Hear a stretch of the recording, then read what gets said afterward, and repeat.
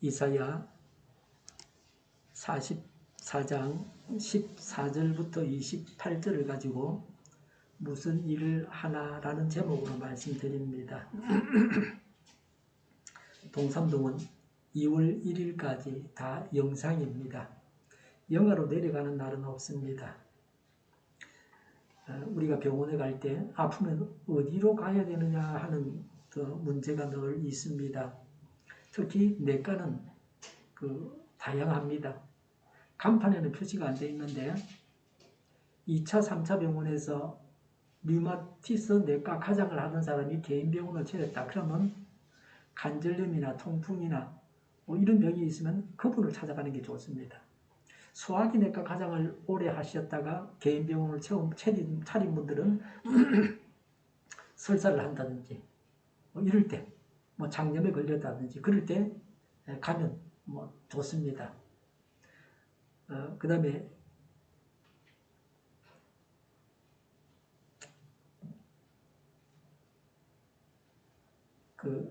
그런 이제 병원에 가보면 의사 선생님이 어디서 일을 했는가 하는 것들이 다 기록되어 있습니다. 그걸 잘 숙지했다가 그 병원을 평소에 알아두고 이용하면 좋습니다.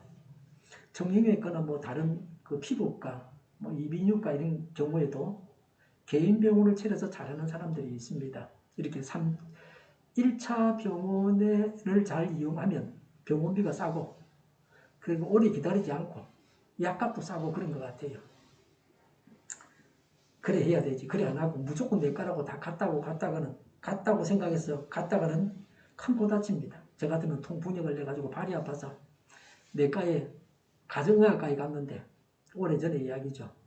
한 일주일 약을 먹으면 좀 나은 것 같다가 다시 아파요. 근데 류마티스 내과 가장을 하다가 개인 병원을 하는 사람한테 가면요. 약을 한 2, 3일 먹으면 딱 나아버려요. 끝나는 거예요. 그 대신에 한 2년 동안은 음식을 되게 조심해야 돼요. 의사가 시킨 약을 계속 먹든지 아니면 한 2년 동안은 거의 김치만 먹어야 돼요. 잘못하면 발작을 하거든요.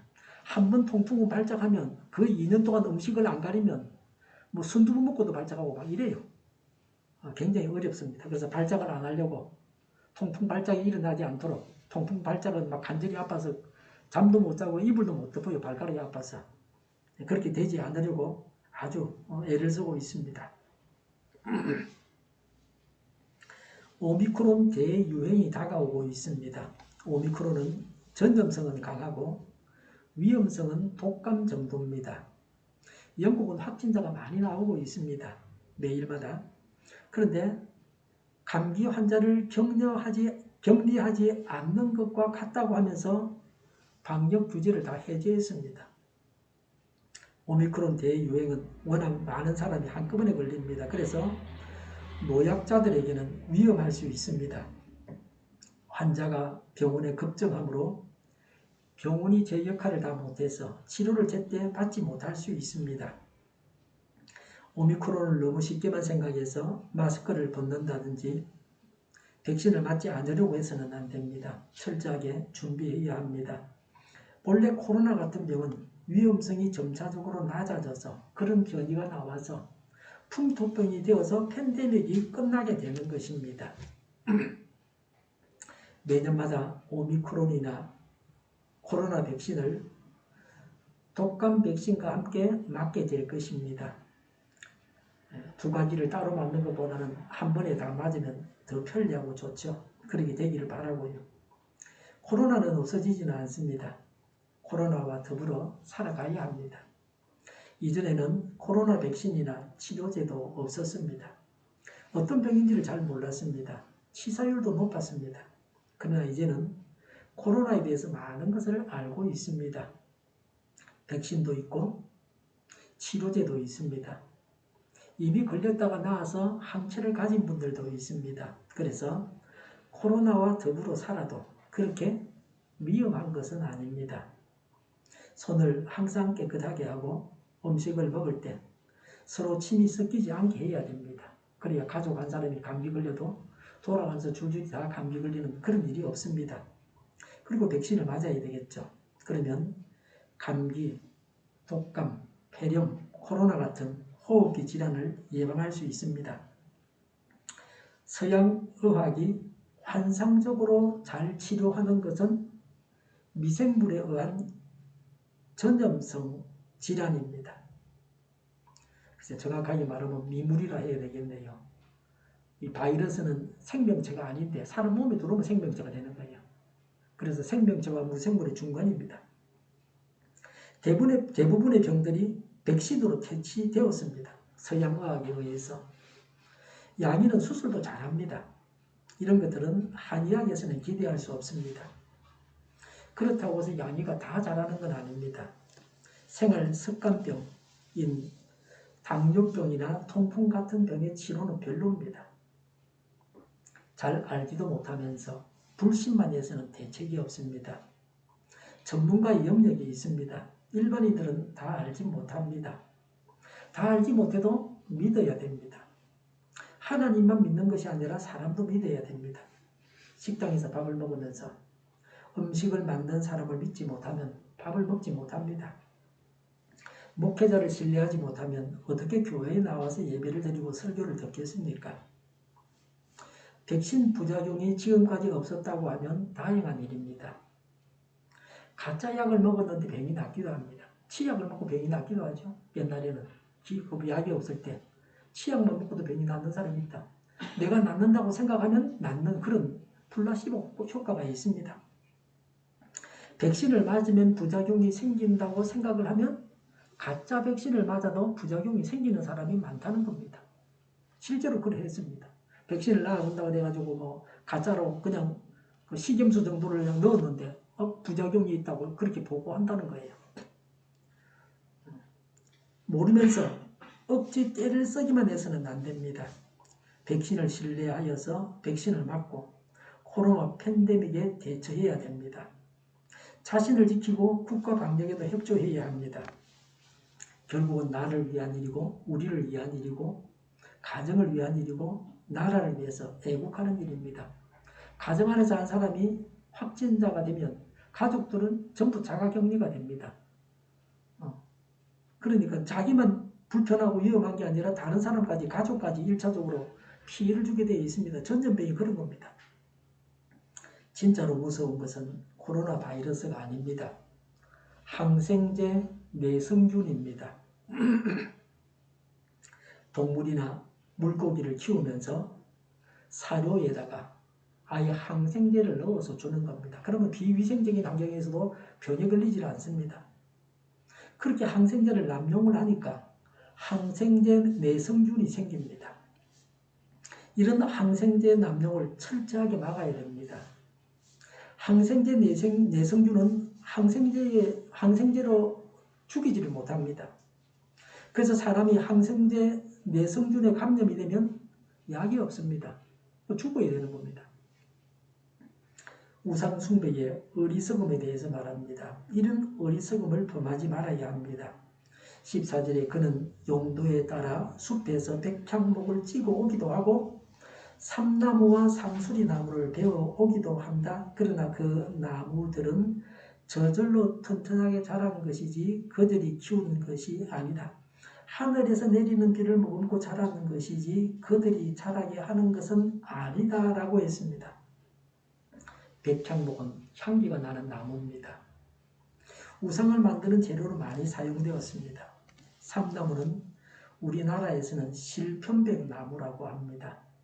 이 나무는 주로 시베리아 산맥에서 자랍니다.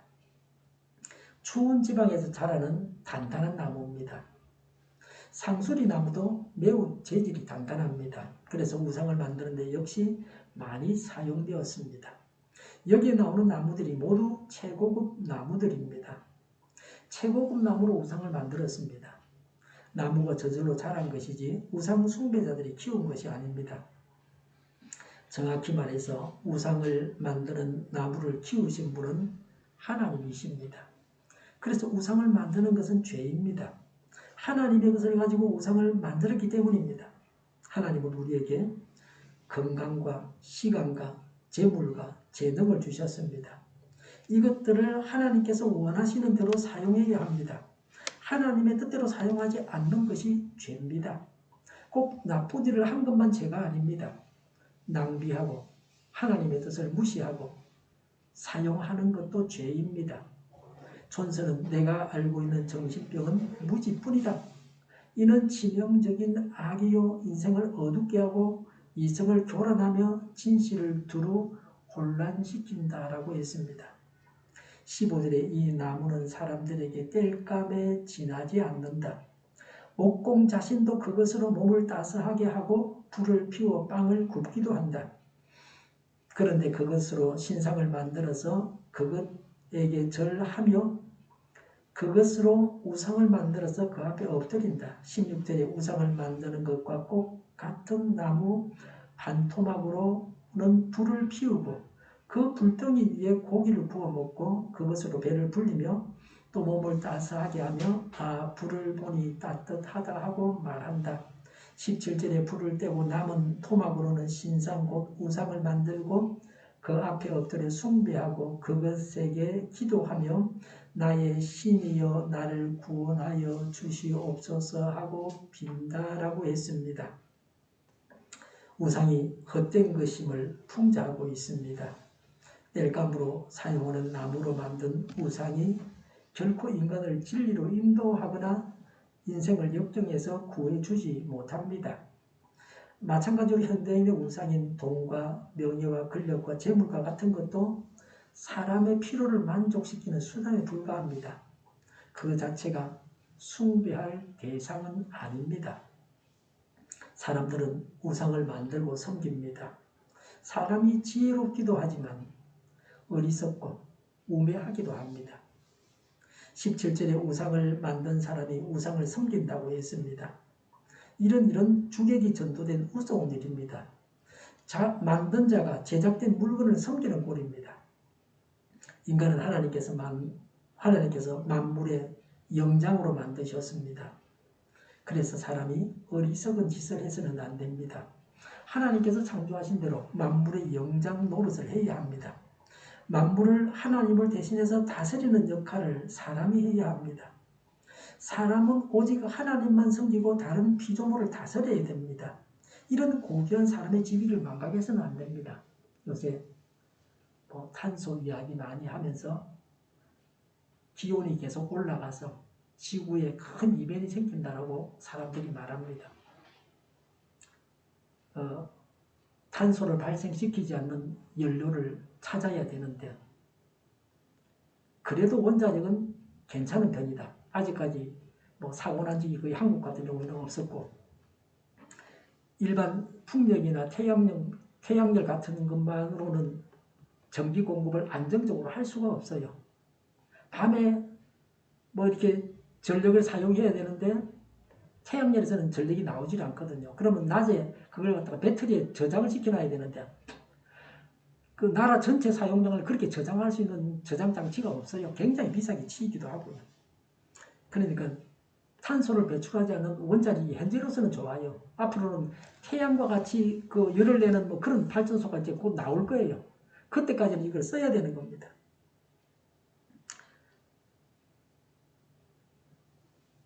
사람이 하나님이 주신 이 지구에 살면서 잘 다스리고 환경을 파괴하지 않고 후손들에게 물려줘야 됩니다. 우상 숭배에 대해서 좀 더 심화해서 말씀하십니다.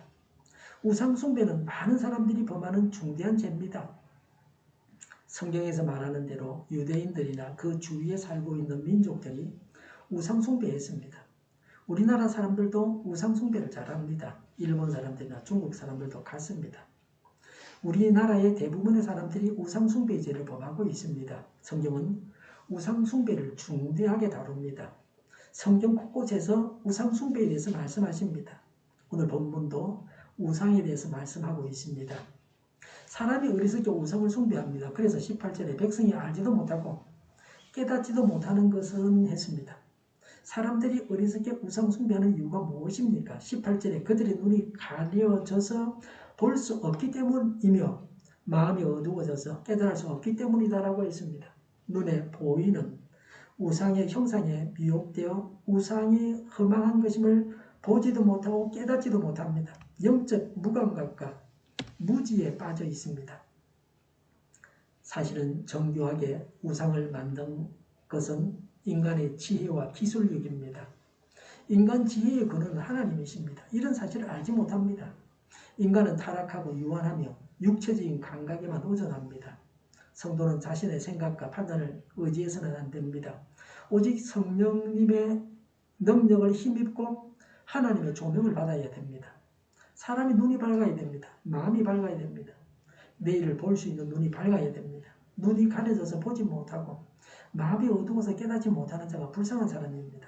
이들이 영적으로 가난한 자들입니다. 우리는 육신이 먹고 입을 것이 있고 신령한 것을 보고 마음이 밝아서 깨달을 수 있다면 하나님께 감사해야 합니다. 이것이 얼마나 대단한 복입니까? 우상 숭배자들의 실상에 대해서 말합니다. 19절에 그런 사람에게는 생각도 없고 지식도 없고 총명도 없다고 했습니다. 우상 숭배자들은 그들의 행동을 되돌아볼 만한 마음의 여유가 없습니다. 그들이 어리석은 행동을 하고 있다고 말할 정도의 지식이나 이해가 없습니다. 왜 우상 숭배자들이 어리석다고 하는지 구체적인 사례를 말합니다. 19절에 고작 한다는 말이 내가 그 나무의 반토막으로는 불을 피워 그 불덩이 위에 빵을 굽고 고기를 구워 먹었지. 불을 떼고 남은 나무로는 가정한 우상을 만들었지. 이제 나는 그 나무 토막 앞에 절한다 하는구나 라고 했습니다. 아무 생각이 없습니다. 우상 숭배자들의 비상식적이고 비이성적인 면을 구체적으로 강조해서 지적하고 있습니다. 20절에 타고 남은 재로 배를 채우려는 자들이라고 했습니다. 타고 남은 재로 배를 채울 수는 없습니다. 우상 숭배가 이렇게 헛된 일입니다. 재는 우상 숭배의 무익함을 상징적으로 표현하고 있습니다. 불에 타고 남은 재는 쓰레기요 어디에도 사용할 수 없는 무가치하고 허망한 것입니다. 우상도 재와 같습니다. 우상을 섬기는 자들은 계속 채워지지 않는 영혼의 갈증을 느끼면서도 스스로 미혹되어 있어서 자신의 어리석음을 깨닫지 못하고 끝내는 파멸에 이르게 됩니다. 어거스틴은 마음이 똑바로 향해 있으면 행동도 또한 바르게 된다라고 했습니다. 20절에 그들은 어리석은 마음에 미혹되어서 도움마저 받지 못한다고 했습니다. 인간의 본성을 잘 표현하고 있습니다. 인간은 자기가 좋아하는 것에 잘 미혹됩니다.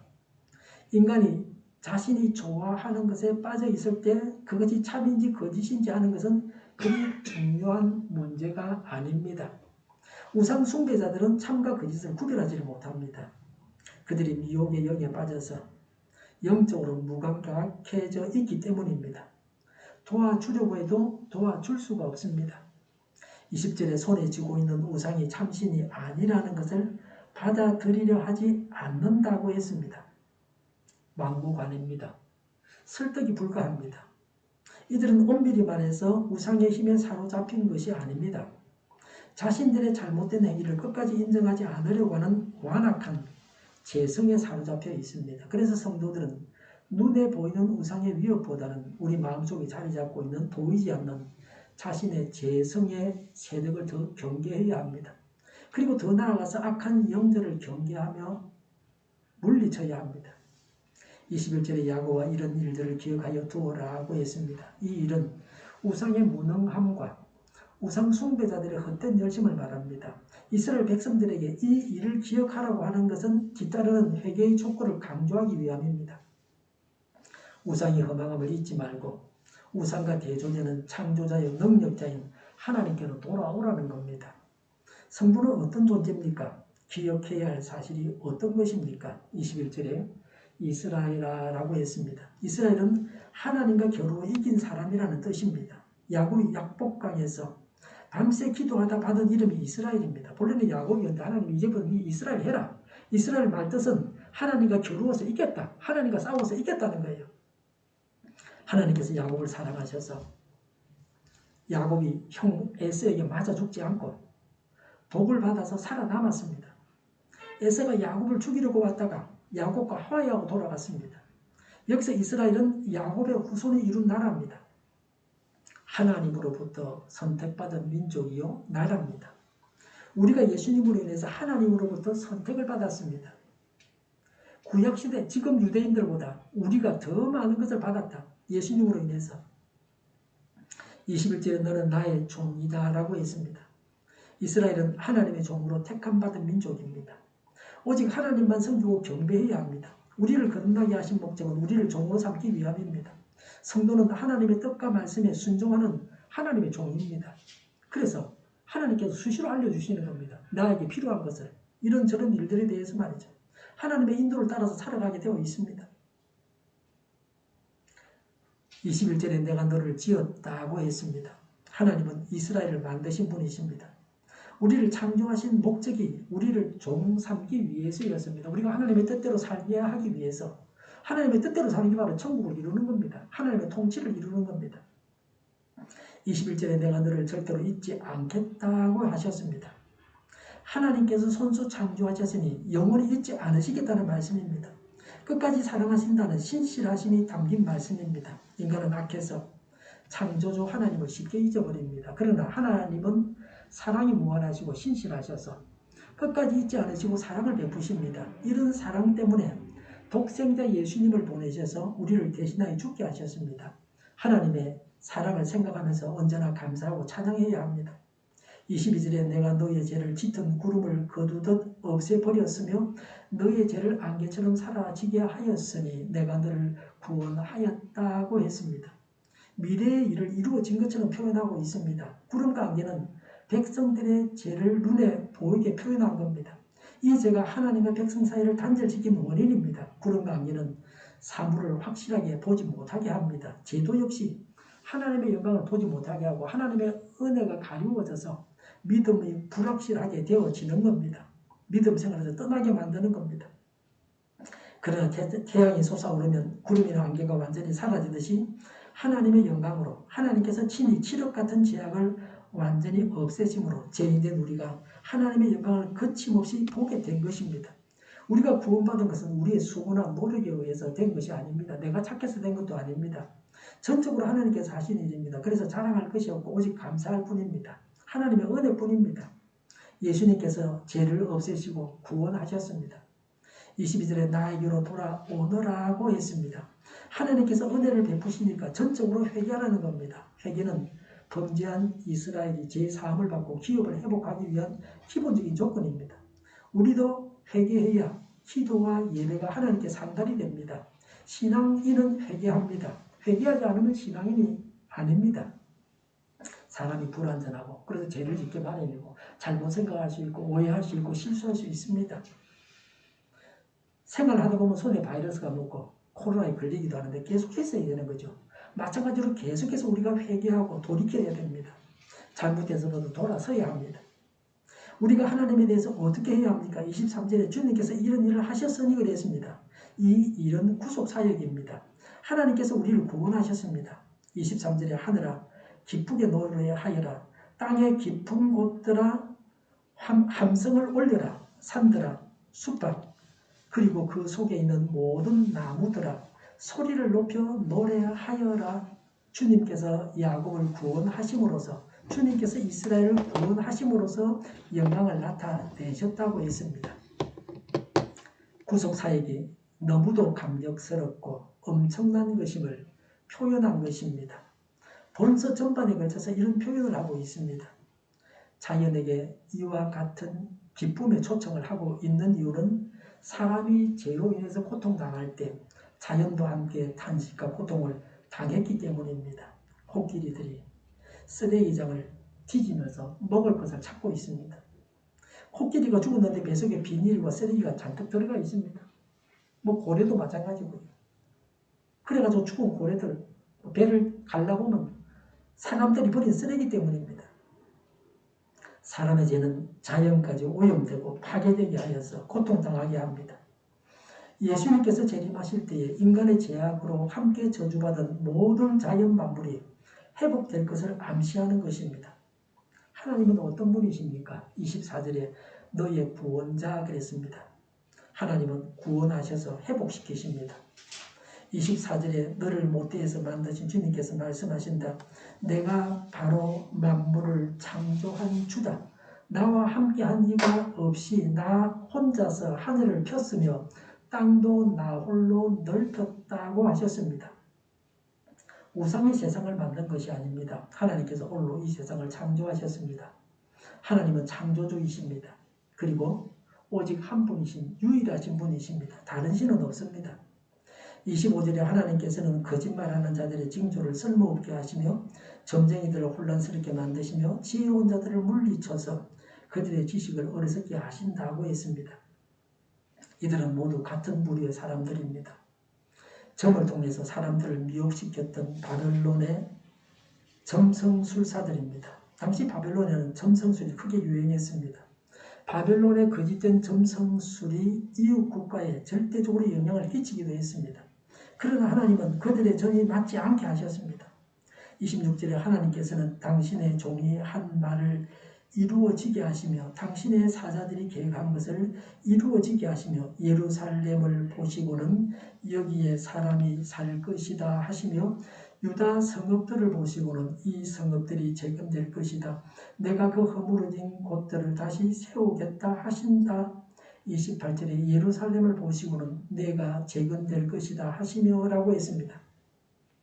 선지자들이 예언한 대로 이루셔서 이스라엘을 회복하실 것을 말씀하셨습니다. 이스라엘이 회복될 것을 예언한 선지자는 예레미야, 에스겔, 요엘, 아모스, 오바댜, 미가, 스바냐 등입니다. 이들의 예언은 하나님의 도구로 사용된 고레스에 의해서 이루어졌습니다. 이스라엘의 회복은 하나님의 힘으로 됩니다.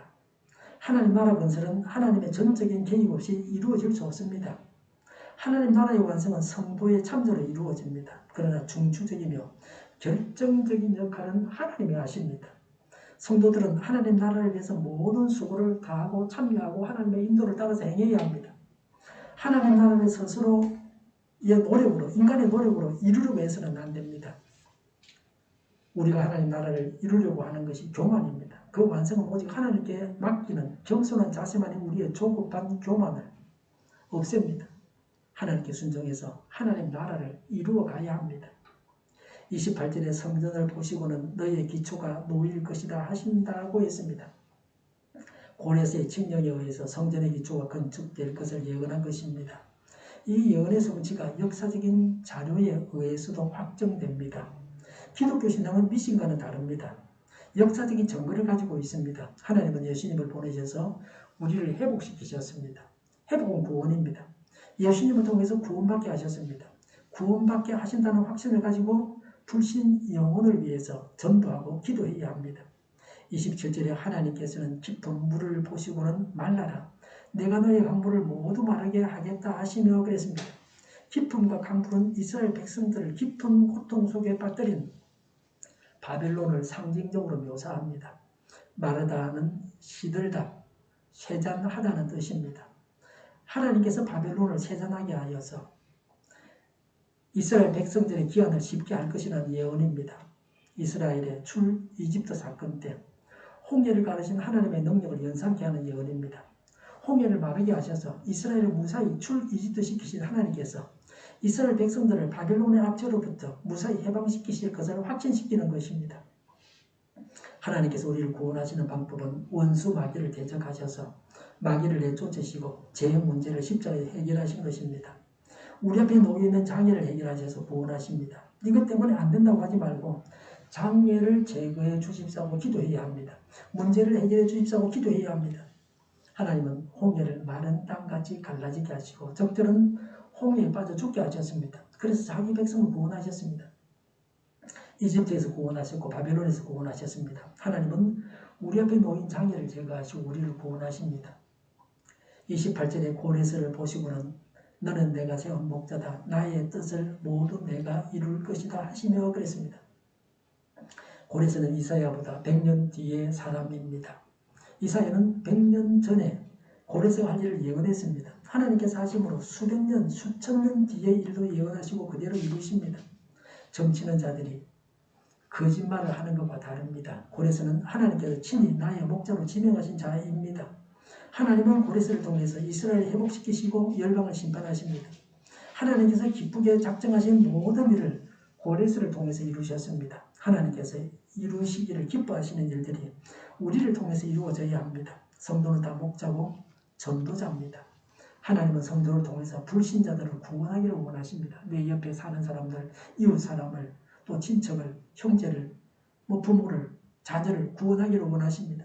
우리 주위에 있는 자들은 우리가 구원해야 합니다. 우리 이웃에게는 우리 성도가 고레스와 같이 구원자입니다. 우리의 삶과 말을 통해서 불신자들을 구원해야 합니다.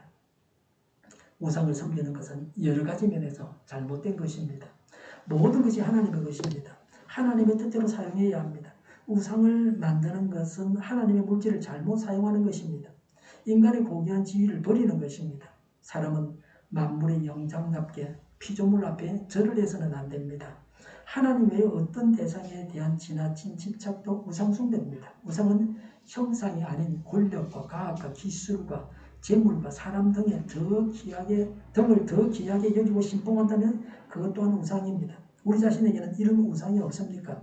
하나님만을 섬기면서 이 세상에 있는 것을 사용하고 이 세상의 것들을 사용해서 행복하게 살아야 됩니다. 이 세상에 있는 유형무형의 것들을 하나님으로 알고 섬기거나 중요시해서는 안 됩니다. 하나님만 섬기고 중요시해야 합니다. 우리는 영적으로 보지 못하고 깨닫지 못하는 어리석은 자가 되어서는 안 됩니다. 우리 속에 자리 잡고 있는 악한 죄성에 사로잡혀서도 안 됩니다. 악한 영에 사로잡혀서도 안 됩니다. 바른 것을 듣고 배우고 깨달아서 지혜롭게 살아야 됩니다. 그래서 하나님만 섬기는 지혜로운 자가 되어야 합니다. 하나님은 구원자요 우리의 죄를 없애시는 분이십니다. 우리는 하나님 앞에서 회개해야 합니다. 용서받아 의인되어서 하나님 앞에 나아가야 합니다. 하나님은 우리를 구원하셨는데 우리는 하나님께 소홀하지 않습니까? 하나님을 찬양하고 하나님께 영광을 돌려야 합니다. 우리는 하나님의 도구입니다. 우리는 하나님께서 기뻐하시는 일을 해야 합니다. 우상을 숭배하는 어리석음에서 벗어나서 죄를 회개하고 하나님만 신실하게 섬기고 하나님께 모든 영광을 돌리고 구원자 하나님을 믿고 찬양하고 하나님의 일을 수행해야 되겠습니다. 기도하겠습니다. 우상을 숭배하는 어리석음에서 벗어나게 하옵소서. 죄를 회개합니다. 하나님만 신실하게 섬기게 하옵소서. 하나님께 모든 영광을 돌립니다. 하나님을 찬양합니다. 구원자 하나님을 믿고 찬양합니다. 하나님의 일을 수행하게 하옵소서. 정의가 강물처럼 흘러가게 하여 주시옵소서. 모든 언론이 제 역할을 다하게 하여 주시옵소서. 성경이 말하는 국가법이 제정되지 않게 하시며 있어야 할 법을 폐기하지 않게 하시며 있어야 안 될 법을 만들지 않게 하옵소서. 선거부정이 없게 하시고 부정선거 시위바지 없게 하여 주시옵소서. 불법적으로 지연된 재판들이 신속하게 진행되게 하시며 코로나가 대치되고 전 세계적으로 백신을 신속하게 대량 생산해서 충분히 공급하고 먹는 백신과 붙이는 백신, 코에 뿌리는 백신이 나와서 모두가 백신 혜택을 보고 지독한 변이가 더 이상 나오지 않게 하여 주시옵소서. 값싼 치료제가 나오고 갇힌 생활이 끝나게 하옵소서. 오늘보다 내일이 더 낫게 하옵소서. 우리 동료교회가 만군은집하게 하여 주시옵소서. 예수 이름으로 명하노니 모든 병과는 물러가고 몸의 모든 부분들은 온전하게 될지어다. 신뢰의 기적을 베푸셔서 지금도 저희의 질병을 고치시고 온전케 하여 주시옵소서. 코로나로 신음하는 모든 자들을 고치시고 온전케 하여 주시옵소서. 오미크론 대유행을 잘 감당하게 하시며 큰 어려움이 없게 하여 주시옵소서. 저희와 교회와 이 나라의 민족을 불쌍히 여겨 주시옵소서. 하나님께서 기뻐하시는 교회와 나라가 되게 하여 주시옵소서. 교회와 나라의 지도자 복을 허락하여 주시옵소서. 공부하는 학생들에게 지혜를 다하시며 앞서가게 하시며 학교의 영광을 누리게 하여 주시옵소서. 늘 맑은 공기를 마실 수 있게 하여 주시옵소서. 주 예수 그리스도의 은혜와 하나님의 사랑과 성령의 사귐이 우상을 숭배하는 어리석음에서 벗어나 죄를 회개하고 하나님께 모든 영광을 돌리고 구원자 하나님을 믿고 찬양하고 하나님만 신실하게 섬기고 하나님의 일을 수행하겠다고 다짐한 모두와 함께 하기를 빕니다. 아멘.